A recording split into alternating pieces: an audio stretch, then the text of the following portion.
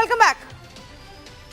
I'm sure many of you viewers in the cities and towns that you live in have often traveled through that one area, which is just one large scrapyard, which has these really old, untouched, dust-covered, rusted vehicles, parts of vehicles just lying around. And not just one or two, but in some cases several hundreds. I have often wondered what happens to the cars when they get really old, are not usable anymore. What happens to them? Now, to address that issue, and of course, many more important issues like your environment, here is a new scrappage policy that our government has come out with. I know the name sounds a little confusing, a scrappage policy. What even is that? Maybe it's just too technical. How does that impact my life? It does. In fact, if anything, this scrappage policy has everything to do with you and the next two-wheeler that you may want to buy, or the car, or if you already have one which is already 10 years old, almost 15 years old, but you still have managed to maintain it in a really good condition and think it's okay, we can use it for another few years. There will be things that will impact you under this new policy. The new scrappage policy that Transport Minister Nitin Gadkari introduced in the Parliament will come into implementation from next year in different phases. But let me tell you some of the key features, and then we have two experts who are joining us to help break it down for us and understand the impact on you, a vehicle owner, and me, a vehicle owner. For example, 15-year vehicles which are older than 15 years will have to be scrapped, or they get some fitness certificate, and we'll get into what this is. Vehicles that are damaged in fire, riots, or other damaging incidents will have to be scrapped. Vehicles that have been declared defective by manufacturers will have to be scrapped. Now, some of the policies also include incentivizing you to sell your old vehicle in scrap rather than using it and adding to the pollution of your city and buying a new vehicle. So you can sell it at a scrap value of about 4 to 6% of the ex-showroom price, which is better than getting nothing, I guess. The states could also offer you a road tax rebate of about 15 to 25%, basis if it's a personal car, 15%, then if it's a commercial vehicle, then 25%. The manufacturers have also been advised, I don't know how many of them will take this up, but they have been advised to give a 5% discount on a new vehicle if somebody presents a scrapping certificate. There are several additional fees that have been brought in, especially for cars and vehicles which are old and have to be re-registered. So if you are going to re-register a really old car, your fee will actually be 8 times more than what the basics are. So let's go across to the two experts who are joining us. Pankaj Doval, Senior Editor of Times of India, and Rajiv Singh, Partner and Automotive Leader for Deloitte India. And Rajiv, if I may begin with you to help our viewers understand what all categories of vehicle buyers and owners will get impacted with this new rule. Yeah, thanks a lot. I think I'll just add to what you said as a precursor to this discussion. Let's understand that this is not a forced scrappage policy scheme. This is a voluntary scrappage, which means that when your vehicle reaches at the end of 15 years of age, then you have an option either to go and scrap the vehicle, or you have an option to go back to the RTO and get the re-registration done. And as you rightly said, the re-registration prices have gone up. Now, what the government has come out with the scrappage policy says is that for any four-wheeler, say it's a passenger vehicle, which is about 15 years old, or a commercial vehicle also, which is 15 years old. And you have an option of either taking it to a scrapyard, scrapping it off, getting whatever value you can get from the scrap. At the same time, take that scrappage certificate, and on the upside, if any OEM is, of course, willing to, then you can get a 5% discount on a new vehicle that you're buying. So that is the upside. The other upside is a rebate or a reduction on the road tax. But that what we need to keep in mind, is the catch is that the state governments, how do they react to this? Whether the state governments will go ahead and reduce the road tax, because the road tax varies in India from state to state. It also varies depending on whether it's a petrol engine or it's a diesel engine, and also on the price of the vehicle. So let's assume that some of the states, if they are willing to pass on the 25% reduction on road tax, then I think it's a very attractive scheme. But the execution is going to be very, very key out here. So there are incentives to get a newer vehicle when yours becomes too old. There are also disincentives to actually continue using an old vehicle. But where do you go and dump it, Pankaj? Will there be organized scrap centers where you go and sell them and then they give you certificates, kind of like PUC centers? Absolutely. I think the government is also laying groundwork for setting up these scrappage centers, and under PPP mode or other modes. We already have the Mahindra Group that has set up a big scrappage center.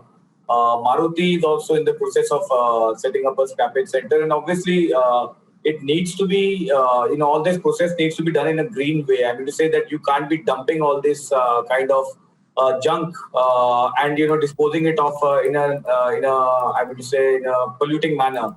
So obviously it has to be done technically well. But let me also talk about the scheme itself. I think this is a much delayed and much required scheme that the government has announced. But there are certain things which are still left undone, I would say. First of all, 20 years in itself is a very, very long period if you talk about removing polluting vehicles from the road. Because generally, if you have a scheme which is so progressive and which actually wants to get, technologically superior and greener vehicles on the market, you need to be doing it faster. If you're allowed to actually keep your older vehicles for 20 years, then somewhere, you feel that, the government could have been a little, could have made the targets a little, I would say, faster than 20 years. So that is one of the things. And then there is no distinction between petrol and diesel vehicles. So as such, beyond Delhi NCR, all the vehicles have a life of 20 years, even for diesel vehicles. Only in Delhi, we've seen that, the government has, the Supreme Court has fixed the age of 15 years for petrol vehicles and 10 years for diesel vehicles. Otherwise, beyond the NCR, the general age of the vehicle is 20 years, be it diesel or petrol. And I think the central government should have taken some steps to keep the targets a little lower instead of 20 years, and also make some distinction between petrol and diesel vehicles. I think that would have helped, because for private vehicles, we can keep the vehicle for 20 years, 50 for commercial vehicles. So I think there the government could have been a little more pragmatic on this issue. What is the rationale there, Rajiv, for these timelines that we're looking at, 10 years and 15 years then and 20 years? Is it largely the perception that after that the pollution concerns become far too bigger than anything else? So, let's look at what did some of the other governments do globally. And as Pankaj said rightly, so if you go to Germany, if you go to UK, the timelines that they have set are far more tighter. So in Germany, for example, if it's a vehicle which is a diesel vehicle, 10 years is the lifetime. After that, you need to scrap the vehicle. For petrol, it's about 12 years or 13 years. But in India, I think we are starting it we are giving a little longer time. 15 years is a pretty long time. 15 years, on an average, if you say that a vehicle is driven for about, say, anywhere between 12,000 to 15,000 kilometers in a year, even if I assume just 12,000 kilometers in a year, in 15 years, the engine would have already gone for overhauling and so on and so forth. So I think 15 years is definitely a long time. Maybe the government should have a relook at it. And I hope that as time progresses, maybe that today, the number of vehicles that we would have on the road, which will come through, say, in case they come through, will be so large that we may not have really the infrastructure to manage with them. But as time progresses, I wish to see that can these timelines become a little more tighter. We make, say, 15 years move towards 12 or 13 years, 12 or 13 years move towards 10 years, and so on. And the logic should be to try and see if we can get the older generation vehicles out of the circulation. So any vehicle which is, say, prior to Bharat norms, BS1 goes off the roads, then BS2 goes off the roads. So I think if we follow that logic, that is what is going to really help us in terms of reducing pollution. But rather than keeping it in a time constrained manner, should it not simply be about fitness? And if somebody has managed to maintain their vehicle well and is not really adding to the problem, then it continues, right? No, so the challenge is that, see, a vehicle which is, say, 15 years old may not comply to any of the emission norms that we later on came up with, say, BS1, BS2, BS3, and so on and so forth. Now, the vehicle may still be fit in terms of you can drive it safely, say, on the road and so on and so forth. But also the other safety features that the government came up with later on. Say, recently you heard about airbags being added or the government is thinking of many other safety features which need to be made mandatory into the car and so on and so forth. Or some of these older generation vehicles, maybe you feel that they are fit to drive and so on and so forth, but they are definitely more polluting and they are definitely not that safe like the latest technologies that we have. So I think that we need to go by technology cutoff times, and that's what we should try and do in future, rather than just a 15-year or a 20-year kind of a time period. Okay.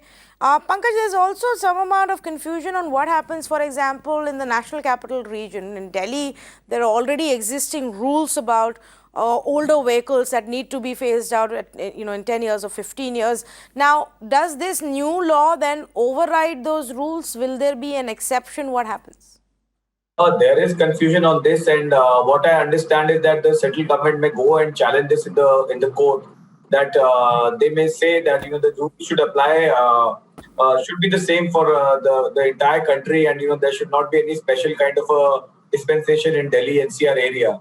But please remember that this dispensation was actually introduced because of the very, very bad air quality in the NCR region. And it needs to be seen what view the court will take, because at the end of the day we have to understand that Delhi is a very, very polluted city, and that was the reason that in the first place such kind of norms were introduced over here. So this will go to the court, and maybe the court will clarify whether it is satisfied with the move taken by the centre in terms of the scrappage policy, or whether it still feels that Delhi requires such kind of urgent measures to just to see that these vehicles are not brought on the road. Though the issue is that if you have a registration number which is not of Delhi NCR, then you can drive your vehicle very freely in Delhi. So if I have a Rajasthan or a different number plate, Punjab number plate, I can drive my vehicle in Delhi. I can't register it, but I can drive my vehicle for 20 years or even beyond that as far as the things are concerned. So there the court has to understand what is actually happening on the ground as well. Okay. The other aspect, of course, is the incentive that seems to be there. Now, Pankaj, does it look like something that the manufacturers are actually going to, lap it up? I've already seen a comment by Mr. R.C. Bhargava saying, "Arey, what is this? Why are you asking us to give, 5% discounts just because they have a scrappage certificate?" No, but cash for clunkers generally, like it was known in the European countries, cash for clunkers. Many of these incentives were actually, the industry also has to come in and pitch in with some kind of incentives. I don't know 5% whether the industry finds it adequate or not. But generally, the industry is itself giving so many discounts, except for this period where there's a shortage of vehicles and because of the auto component shortages. But otherwise, there are generally discounts prevailing in the market. So I'm sure they'll divert discount portion into incentives in case people do that. And in any case, if people actually go and adopt the scrappage policy, I mean, they scrap their older vehicles, the industry is also getting new vehicles, so their sales are also increasing. So, I think it helps the industry, and the industry can come and contribute in some way. I don't know whether 5% is something that the industry will say, because the auto industry itself is very heavily taxed. So that would be their concern that, already on a vehicle, for example, we've done a story that if it's a 17 lakh car that you're buying, like a Hyundai Creta or any Honda City, 7 lakhs is the tax that consumer is already paying. And, a large portion of the burden also comes on the industry. So the industry would say that, we are already paying so much of taxes. Why are you putting an additional burden on us? That's the natural thing that the industry would say. But I guess increasingly they would also, if they get the numbers, they would not mind paying a little bit of incentive to the customer.